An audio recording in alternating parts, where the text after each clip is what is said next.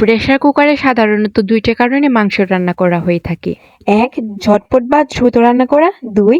মাংসটাকে ভালো করে সিদ্ধ করে নেওয়ার জন্য। ইউজুয়ালি আমরা প্রেসার কুকারে মাংস রান্না করে থাকি, কিন্তু প্রেসার কুকারে মাংস রান্না করতে গেলে কিছু নিয়ম অবশ্যই ফলো করতে হবে, যেগুলো আমি এই রেসিপিতে দেখিয়েছি। প্রেসার কুকারে মাংস রান্না করার জন্য এখানে আমি প্রায় ১ কেজির মতো গরুর মাংস নিয়েছি। যেহেতু প্রেসার কুকারে রান্না করব, সেজন্য সরাসরি আমি প্রেসার কুকার নিয়েছি। এরপর হাফ কাপ তেল দিয়ে দিচ্ছি। এখন ১ কাপ পেঁয়াজ কুচি দিয়ে দিব। এখন পেঁয়াজটাকে ভালো করে ভেজে নিতে হবে। পেঁয়াজটাকে কিছুক্ষণ ভেজে নেওয়ার পর এখানে আমি কিছু গরম মশলা দিয়ে দিব।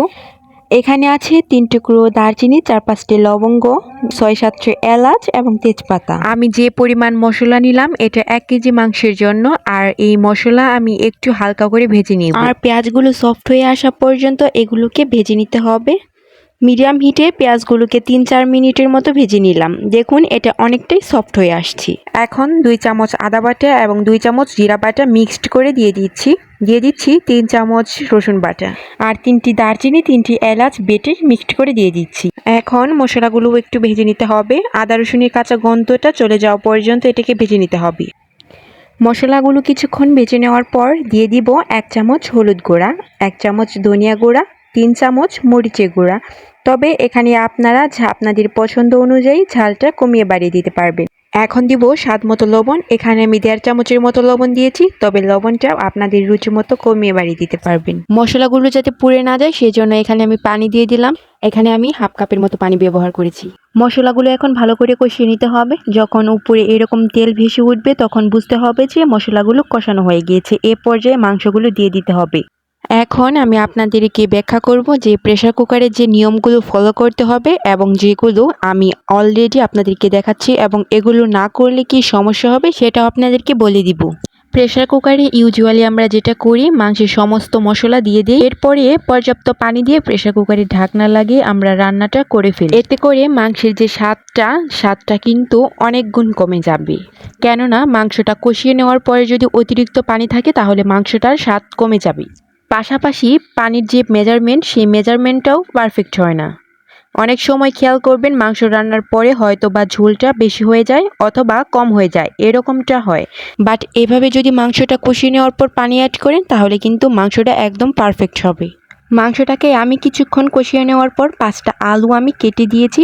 এখন এটাকে আবারও ভালো করে কষিয়ে নেব, আর মাঝখানে কিন্তু আমি ঢাকনা খুলে এটাকে নেড়ে চেড়ে দিয়েছিলাম। মাংসটাকে হাই হিটে 10 মিনিট কষিয়ে নেওয়ার পর এখানে আমি পানি অ্যাড করে দিলাম। দেখুন এখানে আমি পানিটা এমনভাবে দিলাম জাস্ট মাংসটা বরাবর।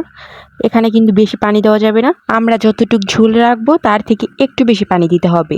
ফ্লেভারের জন্য 4-5টা কাঁচামরিচ দিয়ে দিব। এখন আমি প্রেসার কুকারের ঢাকনাটা লাগিয়ে দিব। এই পর্যায়ে চুলার আঁচটা কিন্তু হাই হিটে রেখে আমি রান্না করব। ঢাকনাটা অবশ্যই ভালো করে লাগাতে হবে। কিছুক্ষণ পর প্রেসার কুকারে শীষ দিয়ে দিবে। প্রেসার কুকারের শীষ কত দ্রুত দিবে এটা কিন্তু 2টা বিষয়ের উপর নির্ভর করে। একটা হচ্ছে আপনি কত জোরে জাল দিবেন তার উপর, আর দ্বিতীয়টা হচ্ছে আপনার প্রেসার কুকারের সাইজটা কতটুকু। যদি সাইজ ছোট হয় তাহলে খুব দ্রুত শীষ দেবে, আবার যদি চুলার আঁচটা খুব হাই হিটে দেওয়া হয় তাহলে কিন্তু খুব দ্রুত শীষ দিবে। আমার প্রেসার কুকার মাঝারি সাইজের ছিল, আর আমার প্রেসার রেগুলেটর 6 থেকে 7 বার শব্দ করার পর আমি চুলার আঁচটা একেবারে বন্ধ করে দিয়েছি। মোট 10 মিনিট সময় লেগেছিল। তারপর শীষটা বসে যাওয়া পর্যন্ত অপেক্ষা করেছি। এরপর ঢাকনা খুলে দিয়ে দিব 1 চামচ জিরার গুঁড়া।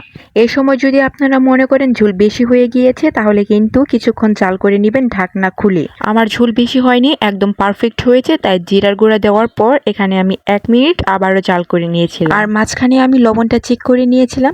যেখানে মাংস রান্না করতে অনেক সময় লাগে সেখানে আমি খুব কম সময়ে প্রেসার কুকারে গরুর মাংস রান্না করেছি। এভাবে আপনারা খুব অল্প সময়ে প্রেসার কুকারে রান্না করে নিতে পারেন।